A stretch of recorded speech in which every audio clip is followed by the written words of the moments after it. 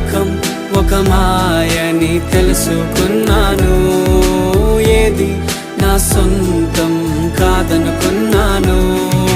తప్పిపోయిన కుమారుని నేనైతే నా కొరకై నిరీక్షించే తండ్రి నా యేసు.